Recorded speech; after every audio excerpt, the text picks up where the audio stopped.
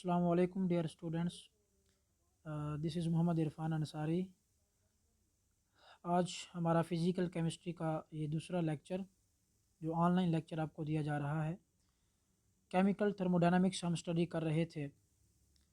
इसमें अब तक हमने जो स्टडी किया है उसमें हमने गैसियस स्टेट ऑफ मैटर के हवाले से इक्वेशन ऑफ स्टेट्स को डिस्कस किया. हमने आइडियल और रियल गैसेस के दरमियान क्या डिफरेंस है इसको हमने स्टडी किया. और हमने विरियल इक्वेशन और जो वंडर वाल इक्वेशन है रियल सिस्टम के लिए उनको हमने डिस्कस किया है अपने फ़िज़िकली लेक्चर्स में और प्रीवियस ऑनलाइन लेक्चर्स में. ये चीज़ें हमने डिस्कस की. आज हम इसी से रिलेटेड ये टॉपिक डिस्कस करेंगे कि अगर हमारे पास एक गैस है, जिस तरह हमने पहले स्टडी किया कि जो गैस तमाम लाज को, जो गैसियस लाज हैं उनको फॉलो करे, जनरल गैस इक्वेशन पे पूरा उतरती है, तो हमारे पास आइडियल गैस होती है. जबकि जो इन लाज को फॉलो ना करे तो वो हमारे पास रियल गैस होती है. अब इसमें हमने ये पढ़ा था कि एक स्पेसिफिक कंडीशन होती हैं जिस पे गैस आइडियल हो सकती है. प्रेशर और वॉल्यूम की, टेम्परेचर की. जिस तरह हमने कहा कि हाई प्रेशर और जब लो टेम्परेचर होता है तो गैस डेविएट करती हैं आइडियल गैसेस से. लो प्रेशर हाई टेम्परेचर पे गैस आइडियल होगी. जैसे ही हम कंडीशन चेंज करते हैं, इसके रिवर्स करेंगे तो गैस नॉन आइडियलिटी की तरफ जाती है, गैस रियल बन जाती है. वो इन गैस लॉज को फॉलो नहीं करती. क्यों नहीं करती इसको भी हमने डिटेल में डिस्कस किया था कि उसमें प्रेशर जो है, वॉल्यूम जो है वो सिग्निफिकेंट रहता है. ठीक है. और इसी तरह जो उनके दरमियान फोर्सेस ऑफ अट्रैक्शन हैं वो डोमिनेट कर जाती हैं, जिनको रियल आइडियल गैसेस में हम इग्नोर करते होते थे. तो अब इसमें हमारे पास सिंपल सा एक टॉपिक है, critical phenomena and critical constants.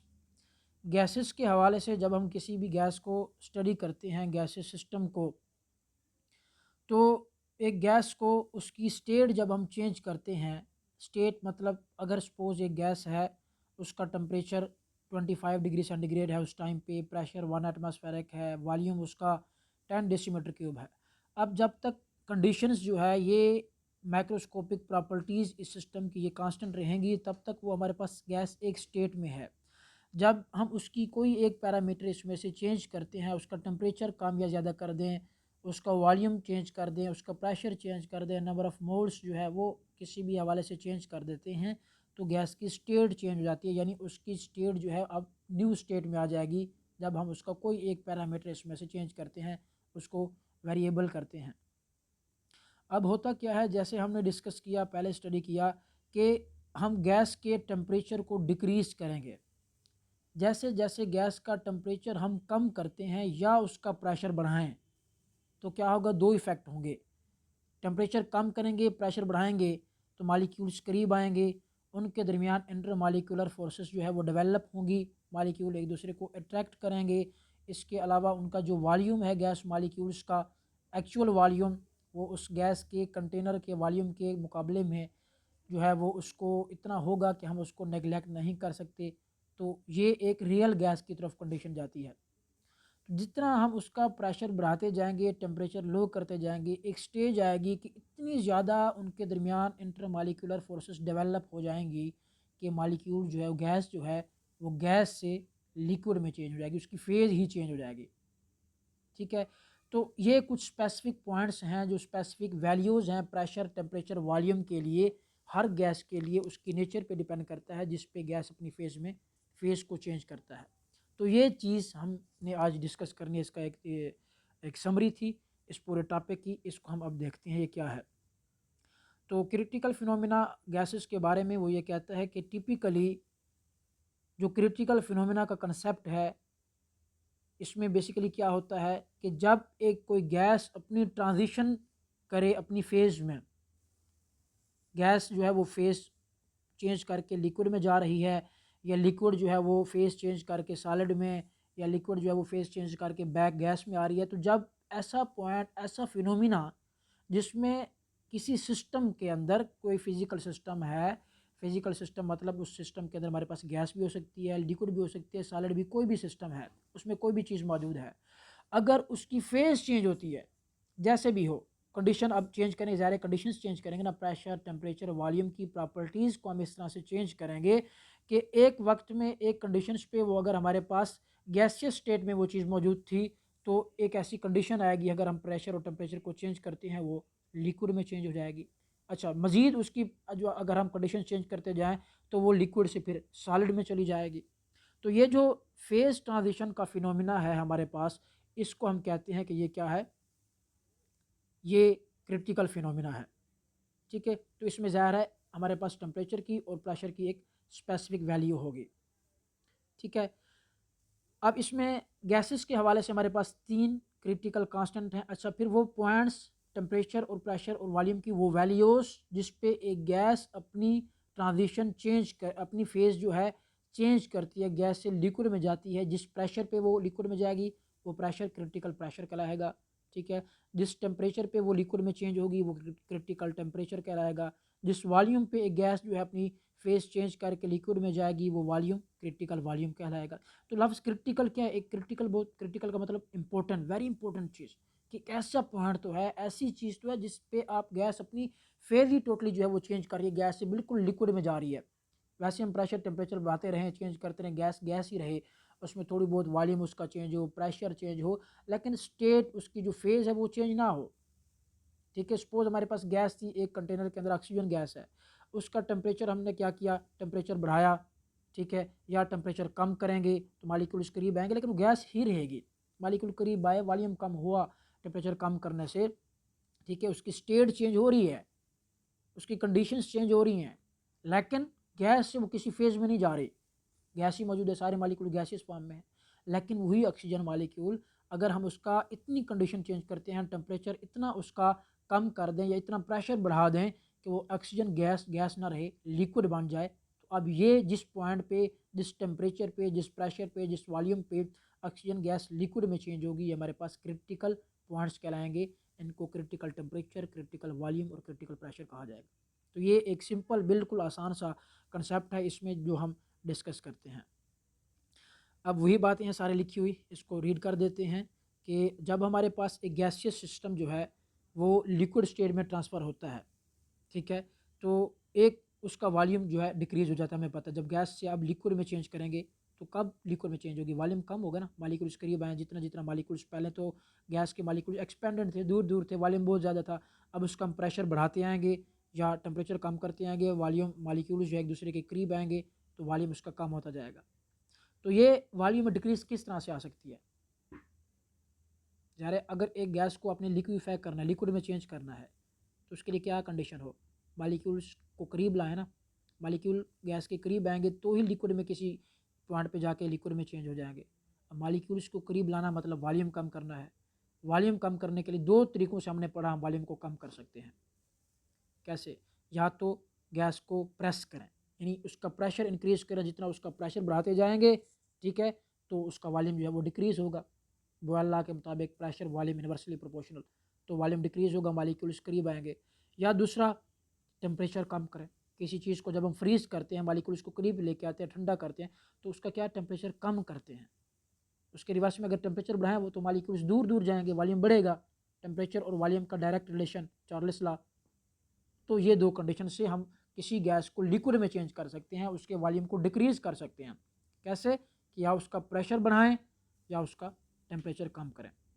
अब चलते चलते टेम्परेचर कम करते जाएं, करते जाएं, करते जाएं, कोई एक ऐसा टेम्परेचर आएगा, एक वैल्यू आएगी जिस पे मॉलिक्यूल्स का वॉल्यूम इतना कम हो जाएगा, गैस का मॉलिक्यूल्स इतने करीब हो जाएंगे कि वो आप इतनी उनके दरमियान स्ट्रांग जो है अट्रैक्टिव फोर्सेस डेवलप हो जाएंगी कि वो अब गैस गैस नहीं रहेगी, वो अपनी फेस चेंज करके ट्रांजिशन में चेंज हो जाए, लिक्विड में चेंज हो जाएगी। तो जिस स्पेसिफिक टेम्परेचर पे आप कम करते हैं, जिस स्पेसिफिक टेम्परेचर पे वो गैस जो है वो चेंज हो गई लिक्विड में, वो टेम्परेचर क्या कहलाता है, क्रिटिकल टेम्परेचर कहलाता है। और उस टेम्परेचर पे जो प्रेशर होगा, जिस प्रेशर पे गैस जो है वो लिक्विड में चेंज हुई, वो क्रिटिकल प्रेशर कहलाएगा। ठीक है, तो इसका वेरिएशन हम देख सकते हैं जो है हमारे पास बॉयल्स लॉ में हम प्रेशर और वॉल्यूम के दरमियान अगर हम ग्राफ बनाएं तो कैसे ग्राफ बनता है आइडियल गैस के लिए। ठीक है, वाई एक्सिस पे आप प्रेशर लें, एक्स एक्सिस पे अगर हम यहाँ पे जो है वॉल्यूम लेते हैं तो क्या होता है, अगर हम क्या करते हैं वॉल्यूम बढ़ाते हैं या अगर हमें जो है वॉल्यूम कम करना है, हम चाहते हैं वॉल्यूम कम हो तो हमें क्या करना पड़ेगा, प्रेशर बढ़ाना पड़ेगा। ठीक है, प्रेशर बढ़ाएंगे तो वॉल्यूम क्या होगा, कम होगा।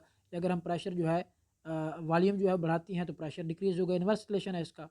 इस तरह से हमें लाइन जो है वो मिलती है। इसमें क्या है देखें कि वॉल्यूम जो जो बढ़ रहा है इधर तो प्रेशर जो क्या हो रहा है, कम हो रहा है, प्रेशर उसके साथ साथ कम हो रहा है। लेकिन ये आइडियल गैसेस के लिए ये चलता रहेगा कि ये इस लॉ को फॉलो करेंगे, जितना हम वॉल्यूम बढ़ाएंगे उतना प्रेशर कम होगा, या जितना प्रेशर बढ़ाएंगे उतना वॉल्यूम जो है वो कम होगा। वैसे इसको वॉल्यूम को आप वाई एक्सिस पे ले लें, प्रेशर को एक्सिस पे ले लें, क्योंकि डिपेंडेंट वेरिएबल इसमें हम कौन सा ले रहे हैं, प्रेशर ले रहे हैं। तो ये हो जाएगा। अब इसके बाद अब हमारे पास ये एक इनके दरमियान जो एक सिंपल ट्रेंड है प्रेशर और वॉल्यूम का, वो आप इसमें देख लें कि हमारे पास इन्वर्स रिलेशन होता है इसके दरमियान। ठीक है, अब आइडियल गैस के लिए तो ऐसे ही होना चाहिए कि जितना आप प्रेशर बढ़ाते जाएं वॉल्यूम कम होता जाएगा।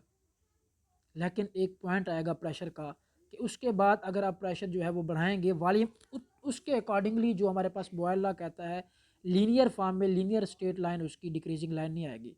हमें इस तरह से एक कर्व नजर हमारे हमारे पास इस तरह से एक कर्व हमें मिलेगी, इस तरह से, यानी वो कर्व हो जाएगी, पीवी कर्व हम उसको कहते हैं।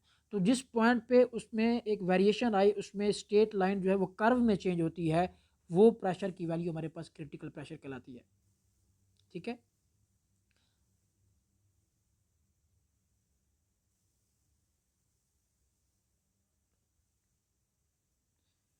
अच्छा जी।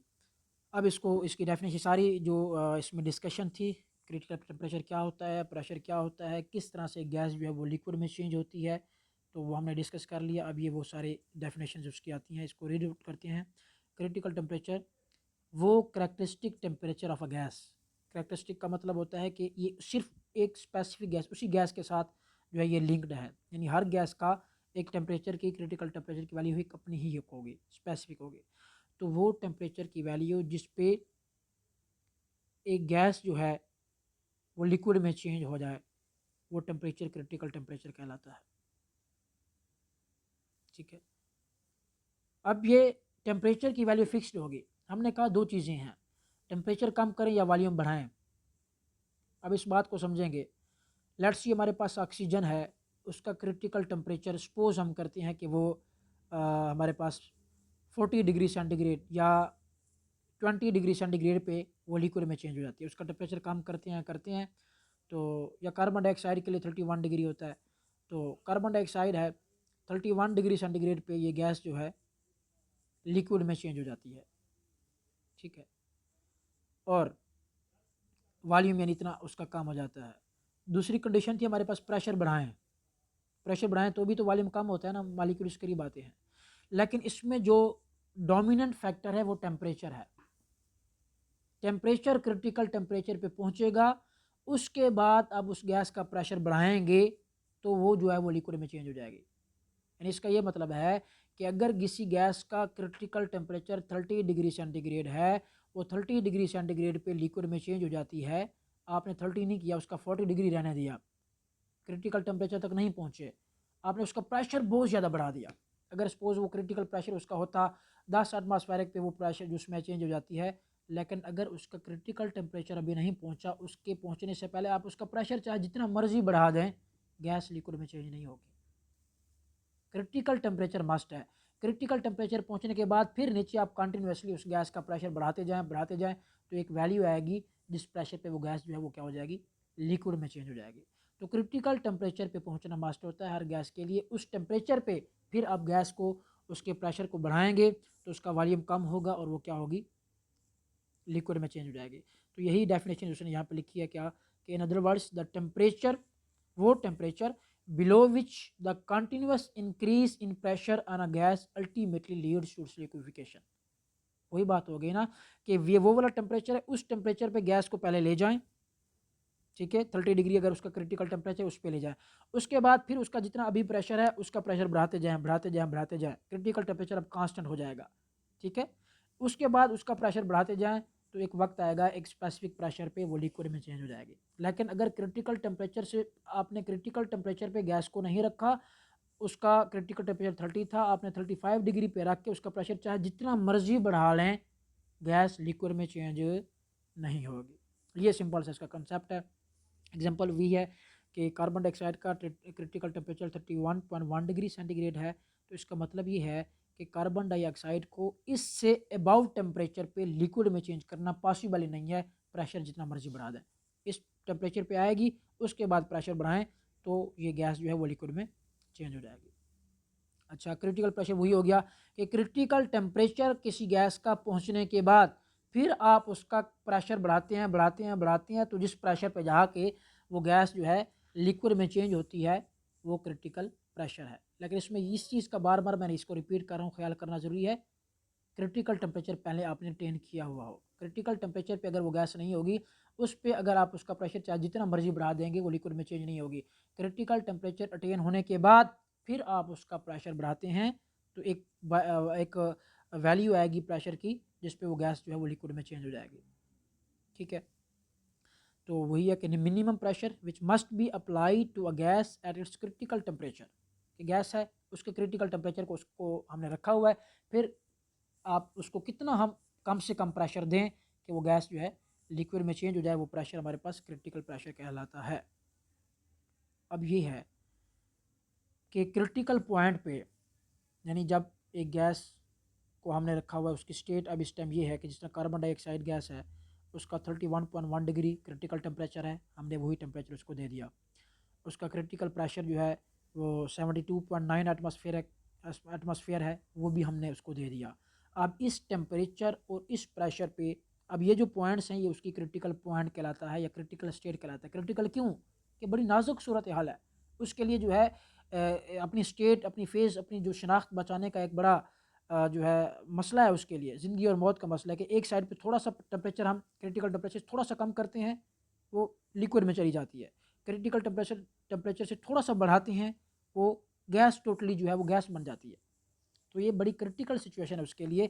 इस सिचुएशन पे, इस स्टेट पे, इस पॉइंट पे, यानी कार्बन डाइऑक्साइड 31.1 डिग्री पे और 72.9 एटमॉस्फेरिक प्रेशर पे, अब इस कंडीशन पे वो गैस भी है वो लिक्विड भी है, यानी इन दो स्टेट्स के दरमियान उसके दरमियान इक्विलिब्रियम एस्टेब्लिश हुआ है गैस। और इसको यूँ समझ लें कि हमारे पास ये कार्बन डाइऑक्साइड गैस है, ठीक है, इसके दरमियान इक्विलिब्रियम एस्टेब्लिश हो गया, ठीक है। अब इधर हमारे पास ये गैसियस स्टेट में है, इधर ये हमारे पास लिक्विड स्टेट में है, इसके दरमियान इक्विलिब्रियम एस्टेब्लिश हो जाएगा कहाँ पे, क्रिटिकल टेम्परेचर और क्रिटिकल प्रेशर पे। जो इसकी क्रिटिकल टेम्परेचर प्रेशर की वैल्यू होगी, अब उसी उतना ही टेम्परेचर आपने एग्जैक्ट उतना दिया हुआ है, एग्जैक्ट उतना ही प्रेशर दिया हुआ है, तो उस पर कार्बन डाइऑक्साइड गैस फॉर्म में भी होगी, लिक्विड फॉर्म में भी होगी, यानी इसके दरमियान जो है डायनामिक इक्विलिब्रियम एस्टेब्लिश हो जाएगा। अब क्रिटिकल टेम्परेचर से हमें पता है टेम्परेचर कम करने से जो है गैस लिक्विड में चेंज होती है। क्रिटिकल टेम्परेचर 31.1 था, उसको हमने 31 कर दिया, 30 कर दिया, जो जो क्रिटिकल टेम्परेचर अगर कम करेंगे, ठीक है, तो गैस जो है वो लिक्विड में चेंज हो जाएगी। या इसी तरह क्रिटिकल प्रेशर उसका जो है उससे उसका प्रेशर थोड़ा सा बढ़ाएंगे, 72.9 था, हमने 73 कर दिया, तो गैस जो है इस टाइम पे लिक्विड में चली जाएगी। या उससे यानी इस पॉइंट्स पे जो हमारे पास क्रिटिकल टेम्परेचर और प्रेशर के पॉइंट्स हैं, इन पॉइंट्स पे गैस इक्विलिब्रियम पे एक फॉर्म में है, यानी उसमें लिक्विड और गैसियस स्टेट दोनों मौजूद हैं। इससे अगर हम कंडीशन चेंज करते हैं, आगे या पीछे जाते हैं, तो फिर ये इक्विलिब्रियम डिस्टर्ब होगा, फिर उस सूरत में एक स्टेट उसकी ज़्यादा मौजूद होगी, यानी गैसियस फॉर्म में होगी या फिर लिक्विड फॉर्म में होगी, ठीक है। तो इसी तरह हमारे पास क्रिटिकल वॉल्यूम, क्रिटिकल टेम्परेचर पे और क्रिटिकल प्रेशर पे एक स्पेसिफिक वॉल्यूम, ज़ाहिर है आप टेम्परेचर चेंज करते हैं तो गैस का वॉल्यूम भी चेंज होता है, प्रेशर चेंज करते हैं तो भी गैस का वॉल्यूम क्या होता है, चेंज होता है ना। हम वॉल्यूम कम करना चाह रहे हैं, अब हमने एक गैस को लिक्विड में चेंज कर लिया, गैसियस फॉर्म में उसका वॉल्यूम कुछ और होगा, लिक्विड फॉर्म में ज़ाहिर उसका वॉल्यूम कम हो जाएगा। हाँ, लेकिन इक्विलिब्रियम स्टेट पे क्रिटिकल टेम्परेचर और क्रिटिकल प्रेशर जब दोनों हमने उसको दिए हुए हैं, गैस इक्विलिब्रियम स्टेज पे है, यानी गैसियस में भी है लिक्विड में भी है, उस वक्त उसकी गैसियस स्टेट का वॉल्यूम और उसके लिक्विड स्टेट का वॉल्यूम दोनों बराबर होंगे, इक्वल होंगे। लेकिन जब वो प्योर गैसियस फॉर्म में है एक चीज़, ठीक है, या वो प्योर लिक्विड फॉर्म में है, लिक्विड में हमने चेंज कर दिया, तो उस टाइम उसके गैसियस का वॉल्यूम और उसके लिक्विड का वॉल्यूम सेम नहीं हो सकता, क्योंकि गैस है, उसमें वॉल्यूम जो है वो ज़्यादा होता है, मॉलिक्यूल्स दूर होते हैं। लिक्विड तो जब वो लिक्विड बन गई तो वॉल्यूम कम किया तभी तो लिक्विड बना। लेकिन इक्विलिब्रियम कंडीशन पे उसका गैसियस स्टेट का वॉल्यूम उसके लिक्विड स्टेट का वॉल्यूम बराबर होगा, और जिस वॉल्यूम पे गैस जो है एक लिक्विड में चेंज हो जाती है क्रिटिकल वॉल्यूम कहलाता है। लेकिन क्रिटिकल वॉल्यूम के लिए कंडीशन क्या है, पहले आप क्रिटिकल टेम्परेचर अटेन करें, फिर क्रिटिकल प्रेशर दें, फिर जब गैस क्रिटिकल टेम्परेचर और प्रेशर पे जब वो लिक्विड में चेंज हो जाती है उस टाइम लिक्विड का जो वॉल्यूम है वो क्रिटिकल वॉल्यूम है। इसका ये नहीं मतलब कि आप जो है कोई भी वॉल्यूम उसका क्रिटिकल वॉल्यूम हो जाएगा, आपने अभी क्रिटिकल टेम्परेचर नहीं अटेन किया ना क्रिटिकल प्रेशर अटेन किया, तो ज़ाहिर है जब गैस लिक्विड में चेंज ही नहीं होगी तो क्रिटिकल वॉल्यूम का कैसे आएगा। और लिक्विड में तभी चेंज होगी जब हम उसका टेम्परेचर कम करते करते क्रिटिकल टेम्परेचर पे ले आएँ, या उसका प्रेशर बढ़ाते बढ़ाते क्रिटिकल प्रेशर पे लेके जाएँ। तो ये हमारे पास क्या होती है, क्रिटिकल कांस्टेंट्स हैं एक गैस के, कि जिस किसी भी कोई भी चीज़ हो, ये तो हम गैस का पढ़ रहे हैं ना, कोई भी चीज़ जैसे लिक्विड को आपने सॉलिड में चेंज करना है तो मज़ीद अब लिक्विड बन चुका, मज़ीद उसका टेम्परेचर कम करते हैं, एक पॉइंट आएगा जिस पे वो सॉलिड में चेंज हो जाएगा, जिसको हम उसका फ्रीजिंग पॉइंट कहते हैं। तो वो उसकी वहाँ पे जब फेज़ की चेंज हो रही है, फेज़ ट्रांजिशन हो रही है, तो वो उसके लिए क्रिटिकल टेम्परेचर बन जाएगा। लेकिन यहाँ पे चूँकि हम गैसेस को डिस्कस कर रहे हैं, गैसेस को स्टडी कर रहे हैं, तो जिस प्रेशर पे, जिस वॉल्यूम पे, जिस टेम्परेचर पे गैस जो है वो लिक्विड में चेंज होती है, वो हमारे पास क्या कहलाता है, क्रिटिकल टेम्परेचर कहलाता है, क्रिटिकल कांस्टेंट है ये सारे। अब गैसेस की लिक्विफिकेशन थोड़ा सा इसमें मैं जो है ये इसको समझ लें, यहाँ पे लिखा हुआ नहीं है, गैस को हम लिक्विड में चेंज करते हैं। लिक्विफिकेशन ऑफ गैसेस अगर इस तरह का आ जाए कि 3-4 आपको गैसेस दी गई हों, इसको हमने डिस्कस भी किया था क्लास में, तो हम देखना चाह रहे हैं कौन सी गैस इजीली जो है वो क्या है, लिक्विफेबल है, किसको आसानी से लिक्विड में चेंज किया जा सकता है। तो ये चीज़ डिपेंड करती है हमारे पास गैस के साइज़ पे, मालिक्यूल का साइज़ कितना है, दूसरा उनके दरमियान इंटर मालिकुलर फोर्सेस पे। जिस गैस के मालिक्यूल के दरमियान इंटर मालिकुलर फोर्सेस जितनी ज़्यादा स्ट्रांग होंगी, वो गैस उतनी इजीली उसको इतना आसानी से हम लिक्विड में चेंज कर सकते हैं, वो लिक्विफेबल है। ठीक है, तो वो गैस उतनी ज़्यादा लिक्विफिकेबल होगी। क्यों? क्योंकि उनके दरमियान इंटरमालिकुलर फोर्सेस पहले ज़्यादा हैं, थोड़ा सा उसका प्रेशर बढ़ाएं, वॉल्यूम कम करें, मालिक्यूल्स के दरमियान इतनी स्ट्रांग इंटरमालिकुलर फोर्सेस डेवलप हो जाती हैं कि वो आसानी से लिक्विड में चेंज हो जाती हैं। अब लेट्स सी अमोनिया है, अमोनिया हमारे पास एक पोलर गैस है, यानी इनके दरमियान डाइपोल डाइपोल इंट्रैक्शन होती है, तो इसलिए ये जो अमोनिया है ये आसानी से लिक्विड में चेंज हो जाती है। ये तो इसका जो क्रिटिकल टेम्परेचर है अमोनिया का, तो ये आई थिंक 133-134 डिग्री सेंटीग्रेड के राउंड अबाउट है, यानी इतने 134 डिग्री सेंटीग्रेड पे अमोनिया जो है वो लिक्विड में चेंज हो जाती है। हमारे पास लैब में अमोनिया का सोल्यूशन मौजूद होता है, लैब में जो है वहाँ पे अमोनिया की बॉटल पड़ी होगी वो सोल्यूशन है, लेकिन जैसे उसका ढक्कन खोलेंगे उसमें से अमोनिया गैस बाहर निकलती है, तो लिक्विड में चेंज हुई है, रूम टेम्परेचर पे वो लिक्विड में पड़ी है। ठीक है, इसी तरह अगर ऑक्सीजन है, अब ऑक्सीजन क्या है, नॉन पोलर है, इनके मालिक्यूल के दरमियान फोर्स ऑफ अट्रैक्शन ना होने के बराबर होती है, तो इसको लिक्विड में चेंज करने के लिए, दूसरे लफ्ज़ों में इनके दरमियान इंटर मालिकुलर अट्रैक्शन डेवलप करने के लिए में बहुत ज़्यादा टेम्परेचर जो है वो कम करना पड़ेगा और बहुत ज़्यादा प्रेशर बढ़ाना पड़ेगा। इसका टेम्परेचर जो ऑक्सीजन जो है ये है माइनस राउंड अबाउट 100 डिग्री, 110 से 112 डिग्री सेंटीग्रेड पे जो है माइनस में जाके इतने कम टेम्परेचर पे जाके ये लिक्विड में चेंज होती है। क्यों? क्योंकि इनके मालिक्यूल के दरमियान गैसियस स्टेट में इनके मालिक्यूल के दरमियान इंटर मालिक्यूलर अट्रैक्शन जो है वो बहुत कम है। इस तरह वाटर वेपर्स है, वेपर फॉर्म में है, गैसियस फॉर्म में है, तो इसको लिक्विड में चेंज करना आसान है क्योंकि पोलर है, मालिक्यूल्स के दरमियान इंट्रैक्शन जल्दी से डेवलप हो जाती हैं। तो अगर इस तरह का कोई एमसीक्यू आता है, कोई इस तरह का सीक्वेंस पूछा जाता है जिसमें 5-6 गैसेज आपको दी जाती हैं, उनमें बताया जाता है कि कौन सी गैस इसमें से एक जो है आसानी से उसको लिक्विड में चेंज किया जा सकता है, तो सबसे पहले देखें उनके दरमियान इंटर मालिकुलर फोर्सेस। अगर कोई पोलर गैस है, ठीक है, तो और बाकी उसके दरमियान नॉन पोलर गैसेज हैं, तो आप आसानी से उसमें से जो पोलर है उसको कह दें कि ये आसानी से लिक्विफेबल होगी। तो देखें उसके दरमियान बस कंपेयर करें किस किस्म की इंटरमालिकुलर फोर्सेस पाई जाती हैं, हाइड्रोजन बॉन्डिंग है, डाइपोल डाइपोल है, लंडन डिस्पर्शन है, नॉन पोलर है, उस बेस पे उसको जो है आप क्या करें, सीक्वेंस में लेके हैं जिसमें ज़्यादा इंटरमालिकुलर फोर्सेस स्ट्रांग होगी तो वो आसानी से लिक्विड में चेंज हो जाएगी, अगर आपके पास सारी नॉन पोलर हैं, फिर जिस तरह मैंने आपको बताया था, फिर उनका साइज़ कंपेयर करें। जिसका साइज़ जितना बड़ा होगा उसके दरमियान उसकी पोलराइजेबिलिटी आपने पढ़ा है कि वो ज़्यादा होती है, ठीक है। लंडन डिस्पर्शन फोर्सेस उसमें ज़्यादा स्ट्रांग होती हैं, तो जिसका साइज़ बड़ा उसको आसानी से लिक्विड में चेंज किया जा सकता है। जिस तरह हमने फ्लोरीन, क्लोरीन, ब्रोमीन, आयोडीन के गैस में पढ़ा था, आयोडीन का साइज़ बड़ा है वो सॉलिड है, ब्रोमीन उससे कम है वो लिक्विड में है, जबकि क्लोरीन और फ्लोरीन गैसेज हैं क्योंकि इनके मालिक्यूल के साइज़ जो है वो कम हैं, लंडन डिस्पर्शन फोर्सेस जो है वो वीक हैं, इसलिए इनको लिक्विड में चेंज करने के लिए हमें ज़्यादा जो है वो क्रिटिकल कंडीशन, ज़्यादा टेम्परेचर कम करना पड़ता है, ज़्यादा प्रेशर जो है वो देना पड़ता है। तो ये बहुत इंपॉर्टेंट जो इसकी एप्लीकेशन है क्रिटिकल टेम्परेचर, प्रेशर और वॉल्यूम की, वो यही है कि इससे हम गैस के दरमियान इंटरमॉलिक्यूलर फोर्सेस को स्टडी करते हैं। गैस को किस टेम्परेचर पे किस गैस को जो है वो आसानी से लिक्विड में चेंज किया जा सकता है या नहीं किया जा सकता। एफएससी में आपने पढ़ा होगा कि हीलियम गैस हमारे पास, या हाइड्रोजन है, इनको लिक्विड में नहीं चेंज किया जा सकता। क्यों? क्योंकि इनके दरमियान साइज़ इतना स्मॉल है, कम है, इतनी वीक इंटरमॉलिक्यूलर फोर्सेस हैं, ना होने के बराबर हैं कि इनको हम जितना टेम्परेचर कम करते जाएँ बहुत ज़्यादा जो नॉर्मल मेथड्स हमारे पास मौजूद हैं जिनसे हम टेम्परेचर को कम करते हैं, ठीक है, लिंड्स मेथड है या बाकी मेथड है जिससे हम टेम्परेचर को डिक्रीज़ करते हैं या प्रेशर बढ़ाते हैं, गैसेस को करीब ले आते हैं। तो जो नॉर्मल कन्वेंशनल मेथड्स हैं गैसेस के लिक्विफिकेशन के, ठीक है, वो इतना टेम्परेचर कम नहीं कर सकते या इतना प्रेशर नहीं बढ़ा सकते कि वो हीलियम या हाइड्रोजन को लिक्विड में चेंज कर सकें। वजह इनके दरमियान साइज़ कम होने की वजह से इंटरमॉलिक्यूलर फोर्सेस ऑलरेडी बहुत कम है, इनको लिक्विड में चेंज करना या इनकी इंटरमॉलिक्यूलर फोर्सेस जो है डेवलप करना बहुत मुश्किल हो जाता है। ठीक है, तो ये एक टॉपिक था हमारे पास। इससे रिलेटेड हमारे पास है अब रिवर्सिबल एंड इरिवर्सिबल प्रोसेस।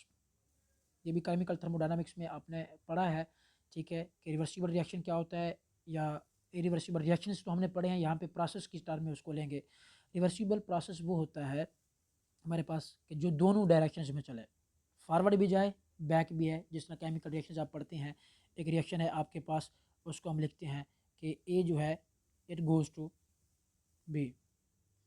ए जो है वो हमारे पास अगर बी में जाता है तो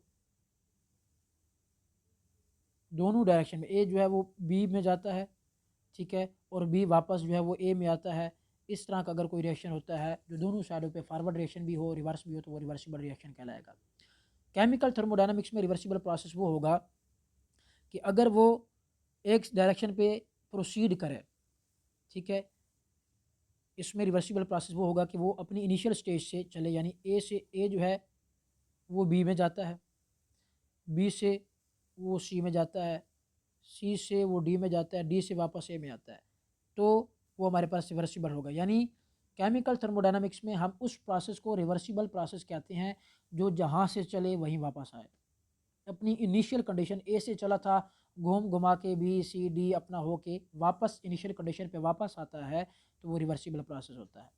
इसमें कोई net change in enthalpy, net change in entropy नहीं होती, जहाँ से चला था वहीं पे वापस आता है। इसको हम कहते हैं रिवर्सिबल रिएक्शन, रिवर्सिबल प्रोसेस की वो डायरेक्शन जो है वो चेंज हो रही है कि रिएक्टेंट्स जो है वो प्रोडक्ट्स में जाएंगे, कंटिन्यूसली प्रोडक्ट जो है वो वापस जो है वो रिएक्टेंट्स में आ रहे हैं, तो रिएक्टेंट जितना प्रोडक्ट में हुआ था वापस जो है वो बन रहा है। तो ये हमारे पास क्या होता है, एक रिवर्सिबल प्रोसेस होता है। वैसे रिवर्सिबल रिएक्शन का आपको पता है कि फॉरवर्ड रिएक्शन होता है, उसके बाद रिवर्स रिएक्शन होता है। शुरू में फॉरवर्ड रिएक्शन का रेट तेज़ होता है, ठीक है, एक वक्त आता है जिसमें रिवर्स और फॉरवर्ड रिएक्शन जो है वो बराबर हो जाते हैं, उनका दरमियान जो है वो थर्मोडायनामिक या केमिकल इक्विलिब्रियम जो है वो एस्टैब्लिश हो जाता है। इक्विलिब्रियम स्टेज पे हमारे पास जो है वो क्या होता है, रिवर्स रिएक्शन का और फॉरवर्ड रिएक्शन का रेट बराबर होता है। ठीक है, तो कंसेप्ट इसमें भी वही है। Thermodynamic process is reversible if the process can return back in such a way that both the system and the surrounding return to their original states with no other change anywhere else in the universe. It means both system and surrounding are returned to their initial state at the end of the reversible process. कि initial जहाँ से वही बात, जहाँ से reaction चला था वहीं पे वापस आ जाए, जिस स्टेट पे जो पहले उसकी स्टेट थी वही वापस आए, तो ये हमारे पास क्या होगा, रिवर्सिबल प्रोसेस होगा। इसकी एग्जांपल्स क्या है रिवर्सिबल प्रोसेस की, जिस तरह मेल्टिंग ऑफ आइस है, आइस बर्फ़ को आप मेल्ट करते हैं, उसको आप क्या करते हैं, टेम्परेचर देते हैं, वो क्या हो जाता है, लिक्विड में चेंज हो जाती है। अब लिक्विड में चेंज होने के लिए बर्फ़ ने जितनी हीट एब्जॉर्ब की, अगर वही हीट हम क्या करें उसमें से रिमूव कर लें तो वो वापस बर्फ़ में आ जाएगी, चेंज हो जाएगी, इसमें परमानेंट चेंज तो नहीं है। ठीक है, बर्फ़ से वो पानी में गया, पानी से वापस बर्फ़ बन गई, तो मेल्टिंग ऑफ आइस ये हमारे पास एक रिवर्सिबल प्रोसेस है। इसी तरह एक्सटेंशन ऑफ स्प्रिंग, स्प्रिंग को आप खींचती हैं, ताकत लगाते हैं, ठीक है, तो उसमें जो आप ताकत लगाते हैं वो एनर्जी उसमें स्टोर हो जाती है। जनरली एग्जांपल्स हैं, जब आप उसको छोड़ते हैं तो जो एनर्जी उसने स्टोर की होती है वही वो उसको रिलीज़ करके वापस अपने इनिशियल कंडीशन में आ जाता है। तो ये भी आप उसकी स्ट्रेंथ के अंदर अंदर रह के अगर आप उसको जितनी फोर्स देते हैं तो एक्सटेंशन ऑफ स्प्रिंग है। इसी तरह इलेक्ट्रोलाइसिस आपने पढ़ते हैं कि अगर उसमें इलेक्ट्रोलाइट में कोई रेजिस्टेंस ना हो, इलेक्ट्रोलाइट जो है वो आयनाइज हुआ, आयन बने, उसमें जो इलेक्ट्रॉन है वो एक इलेक्ट्रोड पे जाके डिपॉजिट हो रहा है, ठीक है, ऑक्सीडेशन हो रही है, रिडक्शन हो रही है, तो ये एक प्रोसेस साइक्लिक प्रोसेस है, चलता रहता है, इधर से वापस फिर इलेक्ट्रोलाइट में आ जाता है, ठीक है, इलेक्ट्रोलाइट बनते भी हैं, इलेक्ट्रॉन देते भी हैं और इधर से लेते भी हैं, तो ये हमारे पास एक रिवर्सिबल प्रोसेस होता है।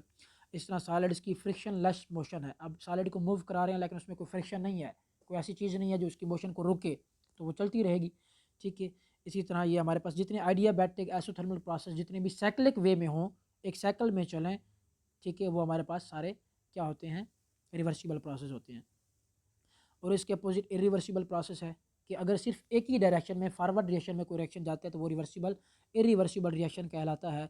इरिवर्सिबल प्रोसेस क्या होगा थर्मोडायनामिक्स में, वो process which proceed only in the forward direction, बस एक कोई कंडीशन आई, उसमें एक चेंज आई, अब वो चेंज वापस नहीं हो सकती, चेंज आ गई, हीट चेंज आ गई, कोई भी चेंज आ गई, वापस ना हो सके, परमानेंट चेंज हो, तो वो हमारे पास इरिवर्सिबल प्रोसेस कहलाता है, ठीक है। इसमें कभी उसकी डायरेक्शन चेंज नहीं होती, एक ही डायरेक्शन में जाता है।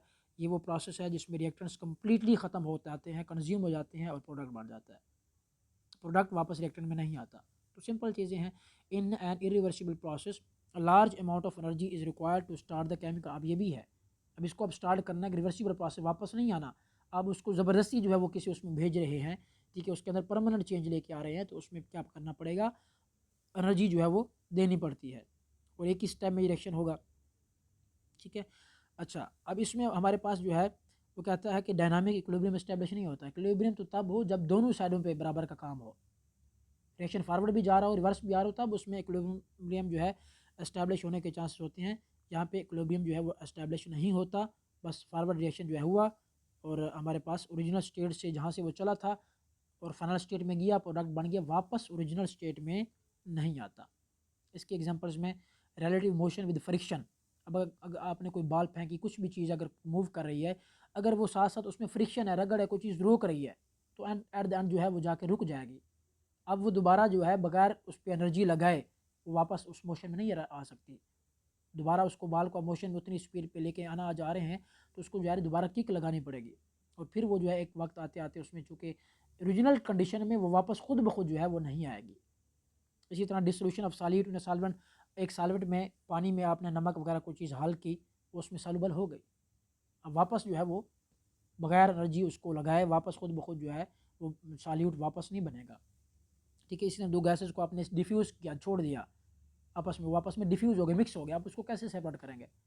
अब ऐसा कोई उसमें ये नहीं है कि खुद ब खुद जो है वो वापस जो है वो गैसेज सेपरेट हो जाएंगी। तो डिफ्यूजन ऑफ गैसेज है, इलेक्ट्रिसिटी फ्लो थ्रू रेजिस्टेंस में से इलेक्ट्रिसिटी फ्लो कर रही है, ठीक है, लिक्विड अपर लिमिट से हायर लेवल से लिक्विड नीचे आ रहा है तो वापस तो नहीं जा सकता ना, रिवर्सिबल है।